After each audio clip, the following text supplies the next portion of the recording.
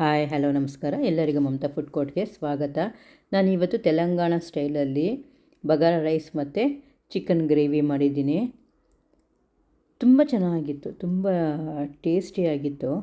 ನೋಡಿ, chicken gravy ಮೇಲೆ ಸ್ವಲ್ಪ ನಿಂಬೆಹಣ್ಣು ಇಸ್ಕೊಂಡು ಅದು ತಿಂತಾಯಿದ್ರೆ ಅನ್ನದ ಜೊತೆ ಕಲಿಸ್ಕೊಂಡು ಅಷ್ಟು ಟೇಸ್ಟಿಯಾಗಿತ್ತಪ್ಪ. ತುಂಬಾ ಟೇಸ್ಟಿಯಾಗಿ ಬಂದಿತ್ತು. ಗೀ ರೈಸ್ ಮತ್ತು ತರಕಾರಿ ಗೊಜ್ಜು ಕೂಡ ಮಾಡಿಕೊಂಡು ನಾವು ಇದು ಸವಿಬೋದು. ಬನ್ನಿ ನೋಡೋಣ ಇದು ಹೇಗೆ ಮಾಡೋದು ಅಂತ.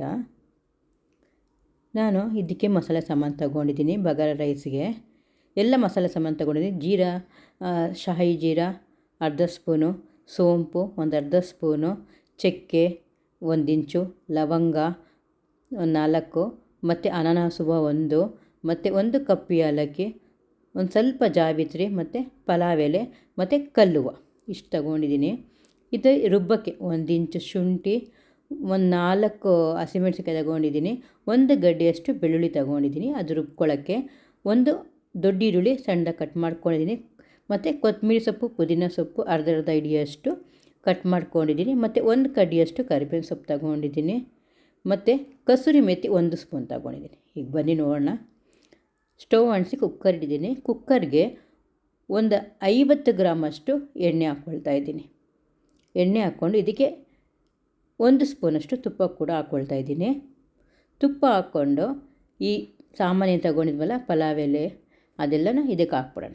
ಮಸಾಲೆ ಸಾಮಾನು ಒಂದೇ 1 ನಿಮಿಷ ಫ್ರೈ ಮಾಡ್ಕೊಳ್ಳಿ. ತುಂಬ ಹೊತ್ತು ಮಸಾಲೆ ಸಾಮಾನು ಹಾಕ್ಬಿಟ್ಟು ಫ್ರೈ ಮಾಡ್ಕೊಳ್ಬಾರ್ದು.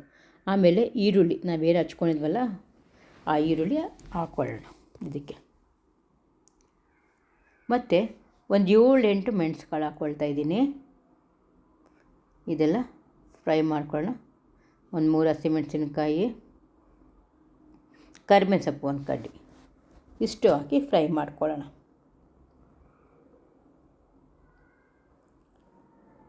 ಫ್ರೈ ಮಾಡಿಕೊಂಡು ಈಗ ಮಸಾಲೆ ರುಬ್ಕೊಂಡು ಬಂದಿದ್ದೀನಿ. ಆ ಮಸಾಲೆ ಕೂಡ ಇದಕ್ಕೆ ಹಾಕ್ಕೊಂಬಿಡೋಣ. ಇದು ಸ್ವಲ್ಪ ಚೆನ್ನಾಗಿರುತ್ತೆ. ಒಂಚೂರು ಖಾರ ಬರುತ್ತೆ ಹಸಿಮೆಣಸಿನ್ಕಾಯಿಂದ, ಚೆನ್ನಾಗಿರುತ್ತೆ.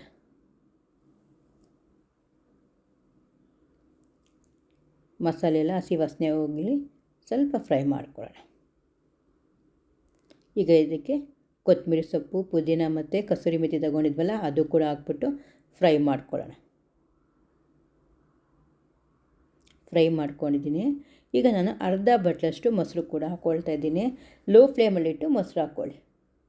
ಹಾಕಿದ ತಕ್ಷಣ ನಾನು ಮಿಕ್ಸ್ ಮಾಡ್ಕೊಂಡಿದ್ದೀನಿ. ಮಿಕ್ಸ್ ಮಾಡಿ ನಾನು 1.5 ಗ್ಲಾಸಷ್ಟು ಅಕ್ಕಿ ನೆನೆ ಹಾಕಿದೆ. ಈಗ 3 ಗ್ಲಾಸಷ್ಟು ನೀರು ಹಾಕ್ಕೊಳ್ತಾ ಇದ್ದೀನಿ. 1.5 ಗ್ಲಾಸು ಬಾಸುಮತಿ ರೈಸು ನಾನು ನೆನೆ ಹಾಕಿದೆ. ನೀವು ಯಾವ ಅಕ್ಕಿ ಬೇಕಾದರೂ ಹಾಕ್ಕೊಳ್ಬೋದು. ನಾವು ಯಾವ ಅಕ್ಕಿ ಯೂಸ್ ಮಾಡ್ತೀವಲ್ಲ ಆ ಅಕ್ಕಿ ಎಲ್ಲ ಹಾಕ್ಕೊಳ್ಬೋದು. ರುಚಿಗೆ ತಕ್ಕಷ್ಟು ಉಪ್ಪು ಕೂಡ ಹಾಕ್ಕೊಂಡಿದ್ದೀನಿ. ಈಗ ಇದು ಕುಕ್ಕರ್ ಮುಚ್ಚಳ ಮುಚ್ಚಿ ನೀರು ಚೆನ್ನಾಗಿ ಕುದಿಬೇಕು. ನೀರು ಆ ಕುದಿಯೋ ನೀರಿಗೆ ನಾವು ಆಗ ಅಕ್ಕಿ ಹಾಕಬೇಕು. ಅಕ್ಕಿ ಹಾಕಿ ನಾನು ನೆನೆ ಹಾಕಿದ್ನಲ್ಲ ಆ ಅಕ್ಕಿ ಹಾಕ್ಕೊಳ್ತಾ ಇದ್ದೀನಿ. ಎಲ್ಲ ಚೆನ್ನಾಗಿ ಮಿಕ್ಸ್ ಮಾಡೋಣ. ರುಚಿಗೆ ಎಷ್ಟು ಬೇಕೋ ಅಷ್ಟು ಉಪ್ಪು ಕೂಡ ಹಾಕ್ಕೊಳ್ಳಿ. ಈಗ ಕುಕ್ಕರ್ ಮುಚ್ಚಳ ಮುಚ್ಚಿ ಅದು ಕುದಿಯೋಕ್ಕೆ ಬಿಡೋಣ. ಈ ಕಡೆ ಚಿಕನ್ ಗ್ರೇವಿಗೆ ನೋಡ್ಕೊಳ್ಳೋಣ. ನಾನು ಒಂದು ಅರ್ಧ kg ಚಿಕನ್ ತಗೊಂಡಿದ್ದೀನಿ. ಇದಕ್ಕೆ 1 ಇಂಚಷ್ಟು ಶುಂಠಿ ಮತ್ತು ಬೆಳ್ಳುಳ್ಳಿ 1 ಚಿಕ್ಕ ಗಡ್ಡೆಯಷ್ಟು ತಗೊಂಡಿದ್ದೀನಿ. ಹಸಿಮೆಣಸಿಗೆ ಖಾರಕ್ಕೆ ಎಷ್ಟು ಬೇಕೋ ಅಷ್ಟು, 2 ಮೀಡಿಯಮ್ ಸೈಜ್ ಈರುಳ್ಳಿ, 1 ಟಮಾಟೆ ಹಣ್ಣು, ಕೊತ್ತಂಬರಿ ಸ್ವಲ್ಪ ಮತ್ತು ಸ್ವಲ್ಪ ಒಂದು 2-3 ಎಲೆ ಪುದೀನ ತಗೊಂಡಿದ್ದೀನಿ. ಈಗ ಒಂದು ಫ್ರೈ ಪ್ಯಾನ್ ತಗೊಂಡಿದ್ದೀನಿ. ಫ್ರೈ ಪ್ಯಾನ್ಗೆ ಈರುಳ್ಳಿ, ಹಸಿಮೆಣಸಿನ್ಕಾಯಿ 2 ಕೂಡ ಹುರ್ಕೊಳ್ಳೋಣ. ಈ ಗೀ ರೈಸ್ಗೆ ಈ ಗ್ರೇವಿ ತುಂಬಾ ಚೆನ್ನಾಗಿರುತ್ತೆ. ಸ್ವಲ್ಪ ಎಣ್ಣೆ ಹಾಕ್ಬಿಟ್ಟು ಇದು ಕೆಂಪಗೆ ಹುರ್ಕೊಳ್ಳೋಣ.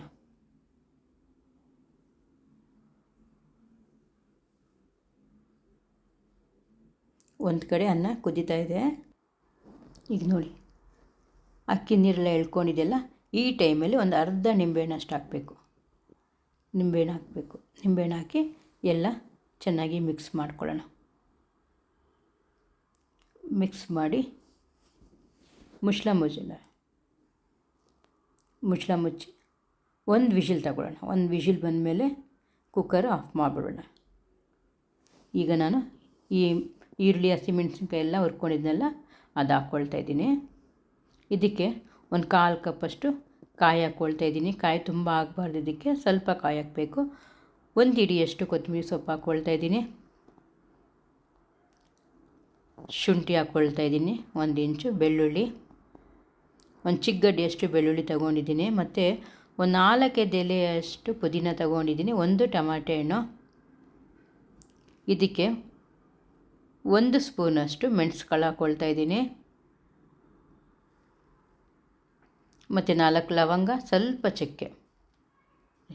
ಚಕ್ಕೆ ಹಾಕ್ಬಿಟ್ಟು ಇದು ನಾವು 2 ಸ್ಪೂನಷ್ಟು ಧನಿಯಾ ಪುಡಿ ಹಾಕ್ಕೊಳ್ತಾ ಇದ್ದೀನಿ. ನಾನು ಚಿಕ್ಕ ಸ್ಪೂನಿದು, ಅದಕ್ಕೆ ನಾನು 2 ಸ್ಪೂನಷ್ಟು ಧನಿಯಾ ಪುಡಿ ಹಾಕ್ಕೊಳ್ತಾ ಇದ್ದೀನಿ. ಅರ್ಧ ಸ್ಪೂನಷ್ಟು ಖಾರದ ಪುಡಿ ಹಾಕ್ಕೊಳ್ತಾ ಇದ್ದೀನಿ. ಅರಿಶಿನ ಪುಡಿ 1/4 ಸ್ಪೂನ್ ಹಾಕ್ಕೊಳ್ತಾ ಇದ್ದೀನಿ. ಈಗ ನಾನು ಇದು ನುಣ್ಣಗೆ ರುಬ್ಕೊಂಡು ಬರ್ತೀನಿ. ಈಗ ನಾನು ಸ್ಟವ್ ಅಂಟಿಸಿ ಕುಕ್ಕರ್ ಇಟ್ಟಿದ್ದೀನಿ. ಕುಕ್ಕರ್ಗೆ ಒಂದು 4 ಸ್ಪೂನಷ್ಟು ಎಣ್ಣೆ ಹಾಕ್ಕೊಳ್ಳೋಣ. ಇದಕ್ಕೆ ಒಂದು ಈರುಳ್ಳಿ ಕಟ್ ಮಾಡ್ಕೊಂಡಿದ್ದೀನಿ, ಆ ಈರುಳ್ಳಿ ಕೂಡ ಹಾಕ್ಕೊಳ್ತಾ ಇದ್ದೀನಿ. ಹಾಕ್ಕೊಂಡು 1-2 ನಿಮಿಷ ಫ್ರೈ ಆದಮೇಲೆ ಈ ಚಿಕನ್ ಹಾಕ್ಕೊಳ್ತಾ ಇದ್ದೀನಿ. ಚಿಕನ್ ಕೂಡ 1-2 ನಿಮಿಷ ಫ್ರೈ ಮಾಡ್ಕೊಳ್ಳೋಣ. ಈಗ ನಾನು ಮಸಾಲೆ ನುಣ್ಣಗೆ ರುಬ್ಕೊಂಬಂದಿದ್ದೀನಿ, ಆ ಮಸಾಲೆ ಹಾಕ್ತಾಯಿದ್ದೀನಿ. ಇದಕ್ಕೆ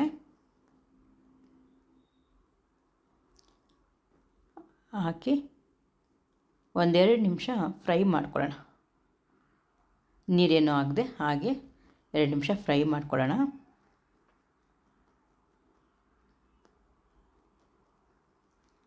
ಹಸಿ ವಾಸನೆ ಎಲ್ಲ ಹೋಗುತ್ತಲ್ಲ, ಅಲ್ಲಿವರೆಗೂ ನಾವು ಸ್ವಲ್ಪ ಫ್ರೈ ಮಾಡ್ಕೊಳ್ಳೋಣ. ಮತ್ತು ರುಚಿಗೆ ತಕ್ಕಷ್ಟು ಉಪ್ಪು ಕೂಡ ಹಾಕ್ಕೊಳ್ತಾ ಇದ್ದೀನಿ.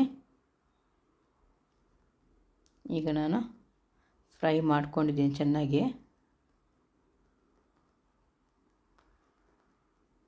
ಈಗ ನಾವು 1-2 ನಿಮಿಷ ಹಾಗೆ ಬಿಡೋಣ. ನೋಡಿ ಚೆನ್ನಾಗಿ ಕುದೀತಾ ಇದೆಯಲ್ವಾ. ಈಗ ನಾನು ಸ್ವಲ್ಪ ಜಾರು ತೊಳೆದಿರೋ ನೀರು ಹಾಕ್ಕೊಳ್ತಾ ಇದ್ದೀನಿ. ಇದು ಸ್ವಲ್ಪ ಗಟ್ಟಿಯಾಗಿಯೇ ಇರಬೇಕು, ತುಂಬ ತೆಳುವಾಗಿರಬಾರ್ದು. ನೋಡಿಕೊಂಡು ಅಡ್ಜಸ್ಟ್ ಮಾಡ್ಕೋಬೇಕು ನೀರು.